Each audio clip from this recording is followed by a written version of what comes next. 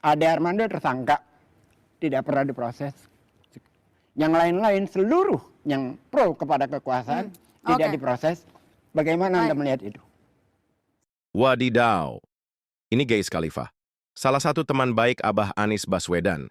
Beliau melayangkan pertanyaan yang mungkin sulit dijawab oleh Termul atau Ternak Mulyono. Tapi entahlah apa jawabnya. Acara ini ditayangkan di Kompas TV dalam acara Dua Arah. Yuk, kita simak apa jawaban Freddy Damanik ini. Cekidot. Peradilan sesat. Peradilan sesat. Jadi sebenarnya kalaupun diberikan abolisi itu bukan hadiah. Kenapa menurut Anda? Itu hanya mengkoreksi dari proses hukum sebelumnya. Jadi yang sebelumnya memang salah. Begini ya, berbicara itu harus ada fakta ya. Dan fakta-fakta itu sangat jelas di permukaan, tetapi bukan berupa bukti hitam putih. Kalau berupa bukti hitam putih itu sangat sulit. Apa yang berada di panggung belakang, tapi indikasi-indikasinya sangat jelas. Dan menurut saya,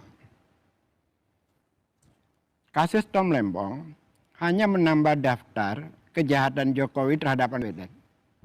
Itu saja. Saya sangat sederhana. Hanya menambah daftar kejahatan terhadap Anies Baswedan. Jadi tidak ada kata terima kasih dengan pemberian abolisi kepada Thomas Lembong. Begini, kita berbicara rekonsiliasi, berbicara persatuan dan sebagainya. Persatuan itu akan hadir bila keadilan hadir di ruang-ruang publik, di ruang-ruang warga negara Indonesia seluruhnya. Baru itu ada persatuan. Tidak akan bisa ada persatuan apabila ada ketimpangan. Terlebih ada perbedaan pemihakan terhadap hukum. Contohnya misalkan Freddy tadi bertanya, bukan bertanya, menerangkan bahwa semua sudah ada lembaga-lembaganya. Begitu Pak Freddy ya? Benar. Jadi semata-mata semua adalah persoalan lembaga.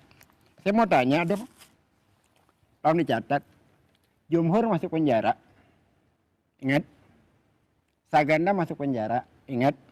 Liu Sungkarisma masuk penjara. Ingat? Lalu Ustadz yang dari Medan itu masuk penjara dan mati di penjara. Ingat? Bapaknya Harun Al-Rashid ditembak. Ingat peristiwa di Bawaslu? Ingat itu semua? Ade Armando tersangka, tidak pernah diproses. Yang lain-lain seluruh yang pro kepada kekuasaan tidak diproses. Bagaimana Anda melihat itu?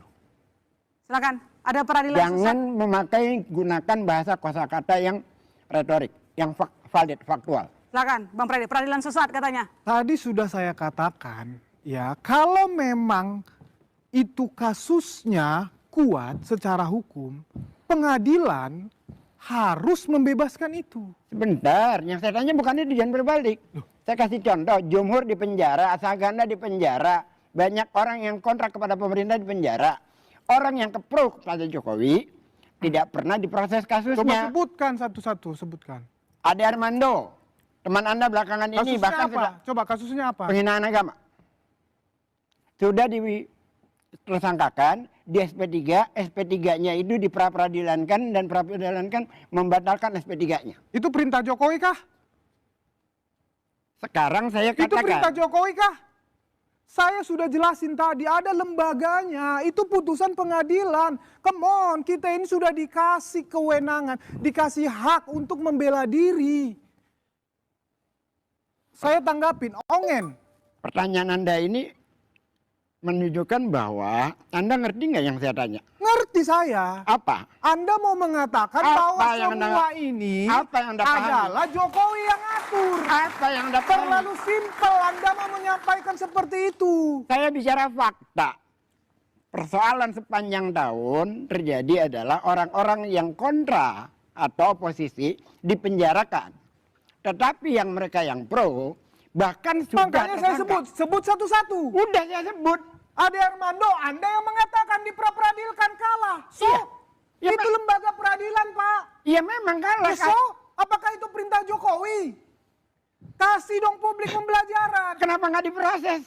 Loh, kan udah di peradilan. Dia kalah kasusnya, dianya kalah, dianya tersangka. Paham nggak sih? Kembali ke polisi kan? Terus, loh, artinya selama rejim Jokowi berkuasa, ketidakadilan berlangsung di lembaga-lembaga yang Anda katakan itu. Ya itu kan kata Bapak. Lah terus apa? Itu kan contoh faktualnya. Saya kasih datanya. Nama bahkan lebih banyak lagi. Saya sudah katakan itu semua sudah ada proses peradilannya. Ya ada prosesnya, tapi yang terjadi adalah ketidakadilan. Loh, oke, kita sikapi. Kalau ada proses peradilan yang tidak benar, kita sikapi. Oke, tapi apakah itu perintah Jokowi? Jangan terlalu Berada di disederhanakan. rejimnya Jokowi. Tapi Pak, ini judikatif. Iya, ada di rejimnya dia. Artinya bahwa dia gagal dalam proses penegakan hukum.